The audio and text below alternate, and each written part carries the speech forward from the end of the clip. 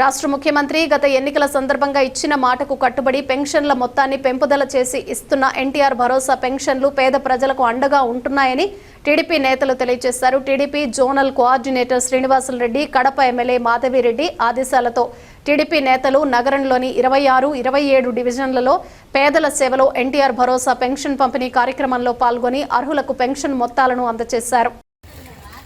అందరికీ నమస్కారం. ఈరోజు 1వ తారీఖు అనగానే మనకు గుర్తొచ్చేది ముందుగా పింఛన్లు. నారా చంద్రబాబు నాయుడు గారు అధికారంలో వచ్చిన వెంటనే ఇచ్చిన మాట ప్రకారం ప్రతి వృద్ధులకు కానివ్వండి, వికలాంగులకు కానివ్వండి, డయాలసిస్ పేషెంట్స్ కానివ్వండి, వీళ్ళందరికీ 1వ తేదీనే ఉదయం నుంచే లేచి పింఛన్లు ఒక పండగ మాదిరిగా ప్రతి ఇంటికి వెళ్ళి పెంచడం జరుగుతుంది. ఎక్కడ ఏ ఇంటికి వెళ్ళినా కూడా వాళ్ళ నుంచి వచ్చే స్పందన ఒకటే, మా ఇంటికి ఒక పెద్ద కొడుకు మాదిరిగా మాకు కష్టకాలంలో ఆదుకుని మా ఇంటికి పింఛన్లు పంపిస్తున్నారని చెప్పి చెప్తున్నారు. గత ప్రభుత్వాలు ఇప్పుడు చాలామంది విమర్శిస్తున్నారు, ఈ బాబు అన్ని బూటకపు హామీలు ఏం చేయలేదు అని.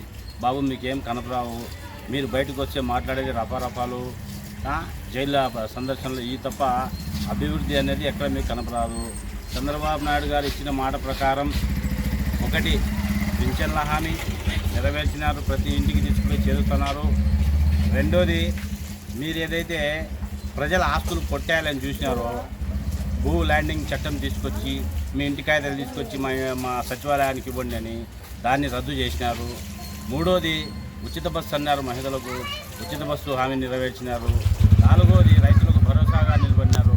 కానీ మీకు ఇవన్నీ ఏమి కనపడడం లేదు. మీకు కనపచ్చేది ఏంటంటే అంటే ఎవరన్నా అంతకులుండే ఎవరిని చంపితే వాళ్ళనిపై పరామర్శించడము, రోడ్డు మీదకి వచ్చినాంచి రప్పరప్ప చేస్తాం. ఇప్పుడు ఏదైనా ప్రభుత్వము నాయకుడు అధికారంలోకి రావాలంటే ఏదో ప్రజలకు అభివృద్ధి చేస్తా, నేను మంచి చేస్తాను, వాళ్ళకి పింఛన్లు ఇస్తా, లేకుంటే ఉచిత స్థలాలు ఇస్తా, వాళ్ళకు అభివృద్ధిలో తీసుకొస్తా అంటారు. కానీ మీరు అధికారంలోకి రావాలంటే మీరు చేసేది ఏంటంటే నరుకుతాం, చంపుతాం, వాడిని జైలుకి పంపిస్తాం, ఈయన కాలు తీసేస్తాం, వాడిని చేయి తీసేస్తాం. ఇది మీ పాలసీ.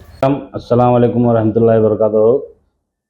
ఈరోజు 1వ తేదీ అనగానే మనకు గుర్తొచ్చేది మన కూటమి ప్రభుత్వం అందిస్తున్న పథకాల్లో ముఖ్యమైన పథకం పింఛన్ల పంపిణీ కార్యక్రమం. ఈరోజు ఉదయం నుంచి ఇంటింటికి వెళ్ళి పింఛన్ల పంపిణీ కార్యక్రమంలో పాల్గొని అటు వృద్ధులకు కానివ్వండి, డయాలసిస్ పేషెంట్స్ కానివ్వండి, వికలాంగులు కానివ్వండి, వితంతువులు కానివ్వండి, వీళ్ళందరికీ ఇంటికి వెళ్ళి పింఛన్లు అందించడం జరిగింది. ఆ యొక్క కార్యక్రమంలో పాల్గొంటే మాకెంతో సంతోషంగా, ఆనందంగా ఉంటుంది. ఎందుకంటే ఆ డబ్బులు వారి చేతికి ఇస్తుంటే వాళ్ళు తీసుకొని సంతృప్తి పడి చంద్రబాబు నాయుడు గారిని వాళ్ళు దీవిస్తుంటే మాకెంతో సంతోషం వేస్తుంది. నేను ముఖ్యంగా చెప్పదలుచుకునేది ఏమంటే, కొంతమంది ప్రతిపక్ష నాయకులు ఏమి దోచని స్థితిలో ఏదేదో మాట్లాడుతున్నారు. ఇప్పుడు ఇంటింటికి తెలుగుదేశం అని తెలుగుదేశం పార్టీ కార్యకర్తలు నాయకులు తిరుగుతుంటే వాళ్ళని నిలదీయండి. ఏమని నిలదీస్తారు మీరు? మేము ఎక్కిన వెంటనే 4,000 రూపాయలు పింఛన్ చేస్తామని చెప్పి ఇచ్చిన మాట ప్రకారం పింఛన్లు పెంచి వాళ్ళు అందించినందుకు మీరు నిలబెడతారా? ఇచ్చిన మాట ప్రకారం మీరు మూసేసిన అన్నా క్యాంటీన్ తెరిచినందుకు మీరు నిలబెడతారా?